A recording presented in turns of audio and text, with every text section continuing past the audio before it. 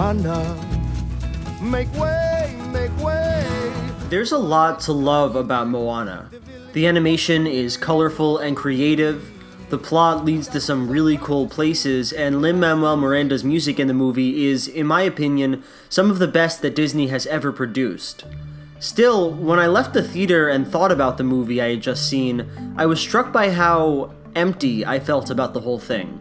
How even with all of its saving graces, Moana felt somehow incomplete. So that's the topic of this video.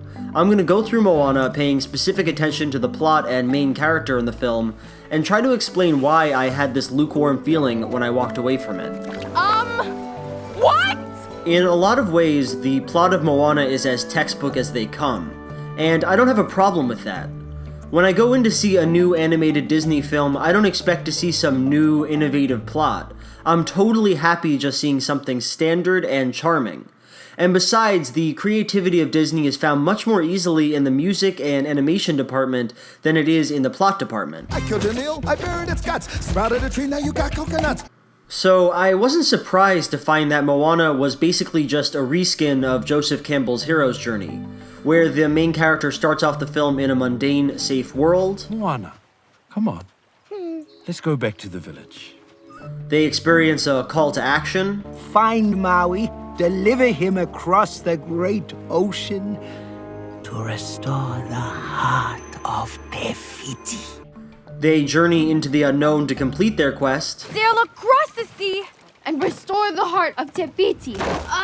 They experience loss and failure. I'm not the right person. You have to choose someone else. They complete their quest. Te Fiti. And they return to the worlds of the mundane. Moana! You see this plot everywhere. It was most famously used in Star Wars. It's an oldie, but a goodie. So why is it then that a tried and true plot formula like the hero's journey makes me feel great when I watch something like Star Wars, but left me unimpressed when I watched Moana? After all, it's the same basic plot. I don't know what you're talking about. Well, I think the answer to that question comes from the fact that Moana goes through the motions of the hero's journey, the call to action, the journey to the unknown, etc., but none of these actions feel like they're based in who the characters are or what makes sense at any given moment. Let's look at this scene where Moana jumps into the entrance of the realm of monsters.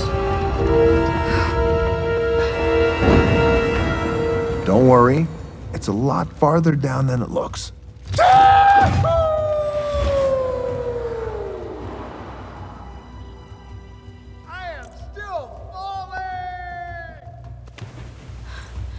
You can do this. Go! The intent of this scene is pretty clear. This is Moana's test of courage. After this scene, the filmmakers want us to say, this Moana, she's a brave character who's willing to do what it takes to complete her quest.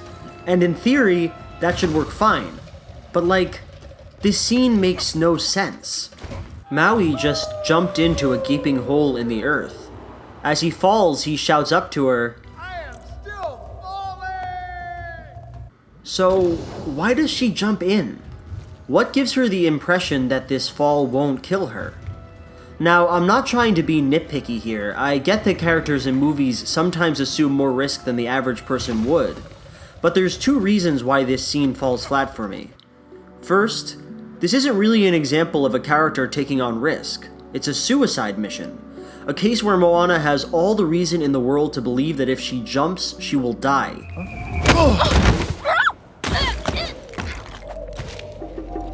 Well, she's dead. Second, the stakes in this scene are simply not high enough to justify Moana's action here. Characters in movies sometimes do things that they're almost sure will kill them, but usually they do such things in life or death situations, cases where if the hero doesn't do the thing, the day will be lost. In Moana's case, there's no clear reason why she has to join Maui in the realm of monsters. No one's even asking her to jump. I mean, as it turns out, her presence there saves the day, but it's not like she had any way of knowing that when she did this suicidal leap. These two issues come together to bring the audience out of the scene, to make it clear that Moana isn't a rational actor who weighs risk against reward. She's just sort of a figure who will do anything that's vaguely heroic. The filmmakers here want to show us a scene that's in line with the hero's journey, that makes us understand that Moana is on a big quest and that she needs to face tests of courage. And the filmmakers seem so wrapped up in this mission that they forget to make their characters believable or relatable. So?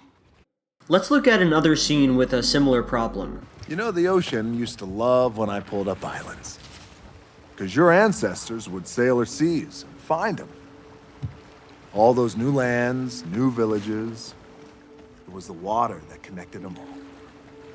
And if I were the ocean, I think I'd be looking for a curly-haired, non-princess to start that again. That is literally the nicest thing you've ever said to me. So you can see how this scene is meant to fit in the hero's journey. This is the moment where the hero and her companion come to a mutual understanding and respect. They're at a place now where they're finally able to face the main conflict. It's a fine idea for a scene, but again, the execution doesn't really work. One of my problems with the scene, and I admit it's sort of nitpicky, is that Moana's statement, That is literally the nicest thing you've ever said to me, isn't actually true, at least not in spirit. About 30 minutes ago, after their altercation with the giant crab monster, Maui says, I appreciate what you did down there. Took guts. Because of this earlier compliment, Moana's suggestion that Maui has been totally cold to her right up to this point falls flat. Sort of makes it seem like the characters in the movie aren't keeping track of what has been said. My bigger problem with this scene, though, comes down to its delivery and place within the movie. The scene basically comes out of nowhere. It implies that there's this deep emotional bond growing between the two characters, but we haven't gotten to see any of that. The characters have barely had a real conversation before this point, but we're expected to see this scene and think that 1, Maui has been this tough-as-nails guy the entire movie, which, as I've already shown, is not the case, and 2, that there's this really deep affection between the characters. But we haven't gotten to see that affection develop at all. You are not my hero. And then there's the way that this scene ends. That is literally the nicest thing you've ever said to me. Probably should have saved it for Tiviti.